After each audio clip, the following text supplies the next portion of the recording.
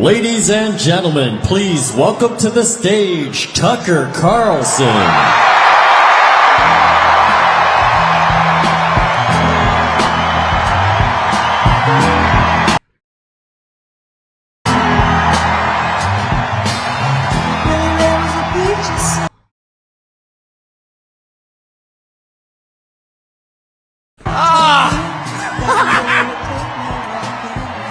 We appreciate you, Fox.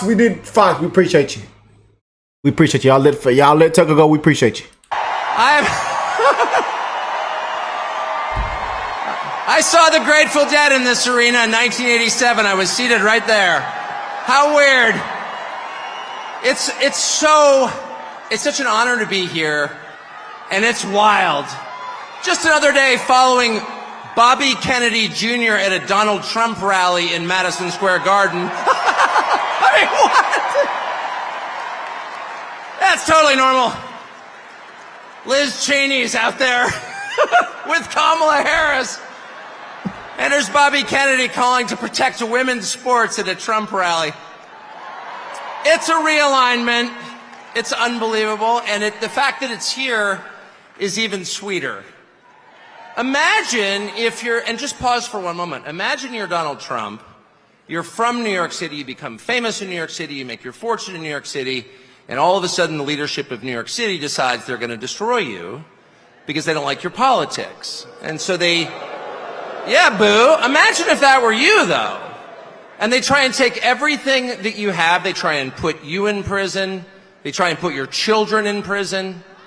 If that happened to you, how often do you think you'd be going back to New York City? How about never? And yet he's here. It's like getting thrown out of a bar. And you think to yourself, well, you know, all my friends are in the bar. And you approach the door and there's the bouncer like, you're not allowed in here. But from behind the bouncer, you hear the cheers of your friend, come on in! And the bouncer hangs his head in shame. Ugh. He's embarrassed that he's working for the man trying to keep the most popular person out of the bar. And that's Donald Trump back in the city that produced him with no embarrassment at all in a room full of his friends. The stones that takes, the bravery that takes is incredible. Donald Trump's going to win. He's going to win. I know that that's true. Why is Donald Trump going to win? The people he's about to defeat have no idea. And they're panicked. They have no idea why people like Donald Trump. And their first theory was, well, Donald Trump is evil, so half the country's evil also. And that's one of the reasons they spent the last 4 years trying to destroy the country, because they're mad at its voters for liking Donald Trump. How much easier would it have been just to pause for 20 minutes and ask yourself honestly in some silent place, why do people like Donald Trump? And if they had been honest enough to ask themselves that question, they would have come up with the two main reasons, and here's what they are. The first reason that people like Donald Trump is because he likes them. That's why. And it's real. Affection is something you can't fake. I don't care how many times Kamala Harris would tell me she loves me, I don't believe her. I saw her kiss her husband with a mask on. A mask on. That's her version of love. It's fake. It's not real. They spent 10 years telling you Trump is a hater. Do you feel that on him? No, you don't. Because it's not there. I've spent a lot of time with Trump. And there's not one moment I've ever been with him off camera where he's spending his time grousing about people he hates. Ever. He's talking about the people and the country he loves in his private time. Trust me. And people know, in a country that has been taken over by a leadership class that actually despises them and their values and their history and their culture and their customs, really hates them to the point that it's trying to replace them, they know someone who actually has affection for them, and that's Donald Trump. And it's requited. It's requited. They know. When he goes to McDonald's and serves fries, like, he's not faking that at all. That's why that worked. Democratic media consultants are like, how is that working? Because it's real. That's why. And the second reason that people love Trump, and I put myself in this category, it's why I'm here today, is because he's liberated us in the deepest and truest sense. And the liberation he has brought to us is the liberation from the obligation to tell lies. Donald Trump has made it possible for the rest of us to tell the truth about the world around us. And that's the single most liberating thing you can do for people. If you want to enslave people, if you want to degrade them, force them to tell lies. And they have. They forced us to lie about everything at gunpoint, effectively. They put people in prison for refusing to lie. And not just the obvious lies that men can become women or Vladimir Putin blew up the Nord Stream pipeline. No, honestly, he did.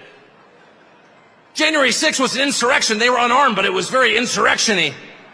Not even the obvious ones, but the big lie. You know what the big lie is? The big lie is that they're impressive. That's what the big lie is. That the people in charge have somehow earned the right to rule over you, and they haven't. And you know that. These are the single most useless people in the United States. They have no skills whatsoever. They've got 3/4 of the money, and they didn't earn it. They set up a system precisely for the purpose of awarding themselves wealth and power when it's undeserved. You look at Liz Cheney and you ask yourself honestly, what skill could she possibly have that allowed her to send hundreds of thousands of people to their deaths? Did she earn that? I don't think she did. No fair system would make Liz Cheney powerful. No fair system would make Larry Fink rich. No fair system would elevate someone like Kamala Harris to a presidential nomination. She's never been accused of doing anything useful. She has precisely no achievements. She's a nominee without getting a single vote. She is a metaphor for the system they created to make themselves rich and powerful, and then they have the gall to lecture you, the people who can actually change a flat tire and repair a power grid, who have useful jobs, who pay your taxes and work 40 hours a week, lecture you that you are somehow immoral. And Donald Trump has empowered the rest of us through mostly just sticking around in the face of their hate and abuse and persecution. He has given the rest of us the right to call BS on the charade. No, you are not better than us. No, you are not smarter than us. No, you do not deserve what you have. You probably stole it. No, you're not going to bully me into silence anymore. And I can promise you at this point, 9 days out, when Robert F. Kennedy Jr. and Elon Musk and Tulsi Gabbard and pretty much every high school senior and college shorty girl in the country has come out finally say, yeah, I am for Donald Trump, actually. When the entire country has realized there is nothing embarrassing about this, what's embarrassing is to take a perfectly great country and destroy it, as they have. I'm not ashamed. You should be. At that moment, it's going to be pretty tough for them 10 days from now to look in the eye to America with a straight face. It's going to be pretty hard to look at us and say, you know what? Kamala Harris, she got 85 million votes because she's just so impressive.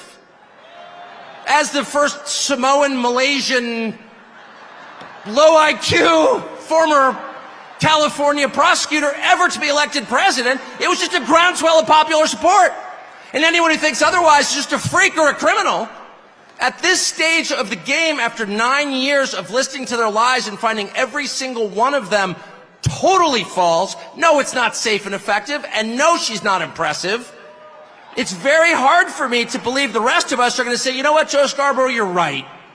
You're right. She won fair and square because she's just so impressive. I don't think so. I love how he called out Joe. And to me, that is liberation. It's the freedom to say what's obviously true as a free man and not a slave. And I just want to say thank you, Donald Trump, for that. Wow. What a speech. Mic drop. What do y'all think of that, man? Wasn't that worth every 9 minutes? That was worth every single minute, man. He was on point. But again, man, we know who Tucker Carlson is. An amazing guy. He's done some amazing work, especially this campaign. They've done such a great job, man. And I believe we're going to walk away with this thing, man. And it's going to be too big to rig. Make sure you guys go out and vote. And also, do me a huge favor. Hit that like button so that more people can see this video. Share the video. Subscribe to the channel if you are new here. We bring you guys the best updates. We're dropping videos every single day, man. And we've done such an amazing job as well on this election. But what a mic drop in the Madison Square Garden from Tucker Carlson, y'all. What do y'all think of that? Let me know in the comment section down below. I love y'all. And again, make sure you go out and vote. See that a lot of you guys are already doing early voting. But make sure you go out and vote, man. We cannot get complacent, you guys. I love y'all. And I will catch you beautiful people in the next one, man. Too big to rig.